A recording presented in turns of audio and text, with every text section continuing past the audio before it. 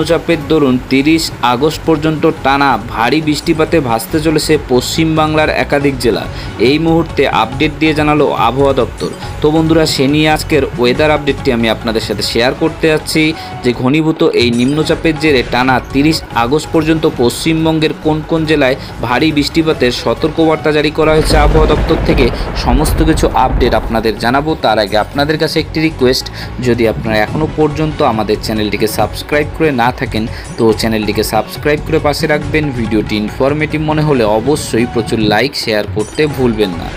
কলকাতা, হাওড়া, হুগলি, উত্তর 24 পরগনা, দক্ষিণ 24 পরগনা, পূর্ব মেদিনীপুর, পশ্চিম মেদিনীপুর, ঝাড়গ্রাম, বাঁকুড়া, পুরুলিয়া, বর্ধমান এই জেলাগুলিতে বৃষ্টিপাতের পূর্বাভাস। এই সব জেলায় ঘন্টায় 30 থেকে 40 কিলোমিটার দমকা গতিতে বইতে পারে ঝোড়ো হাওয়া। এছাড়া আজ বীরভূম, মুর্শিদাবাদ, নদিয়া, পশ্চিম বর্ধমান, ঝাড়গ্রাম, বাঁকুড়া, পূর্ব মেদিনীপুর, পশ্চিম মেদিনীপুর, দক্ষিণ 24 পরগনায় একটি বা দুটি অংশে ভারী থেকে অতি ভারী বৃষ্টিপাত হতে পারে।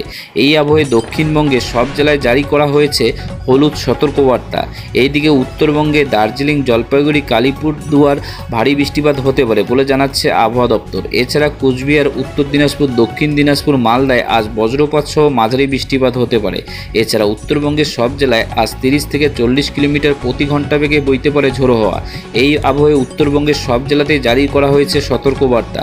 25 আগস্ট কলকাতা, হাওড়া, হুগলি, উত্তর 24 পরগনা, দক্ষিণ 24 পরগনা, পূর্ব মেদিনীপুর, পশ্চিম মেদিনীপুর, ঝাড়গ্রাম, বাঁকুড়া, পুরুলিয়া, বীরভূমে বজ্রপাত এবং ঝোড়ো হাওয়ার সতর্কবার্তা থাকছে। পাশাপাশি 26-27 তারিখ হলুদ সতর্কবার্তা জারি থাকবে উত্তর 24 পরগনা, দক্ষিণ 24 পরগনা, পূর্ব মেদিনীপুর, পশ্চিম মেদিনীপুর, ঝাড়গ্রাম জেলাতে। এরপর 30 আগস্ট পর্যন্ত দক্ষিণবঙ্গের সব জেলাতেই বৃষ্টিপাত হতে পারে, তবে আপাতত কোথাও সতর্কবার্তা দেওয়া হয়নি। উত্তরবঙ্গে 25 আগস্ট ভারী বৃষ্টিপাত হতে পারে জলপাইগুড়ি, কালিম্পংয়ে।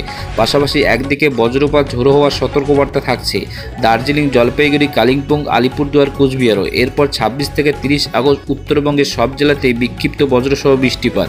এদিকে রিপোর্ট অনুযায়ী নিম্নচাপ বিদায় নিতে নিতে বঙ্গোপসাগরে আরও একটি নতুন করে নিম্নচাপ সৃষ্টি হতে পারে। এই নিম্নচাপের দরুন সাগর উত্তাল হতে পারে এবং এর ফলে আরও বৃষ্টিপাত পরবর্তীতে বাড়তে পারে বাংলার একাধিক জেলাতে।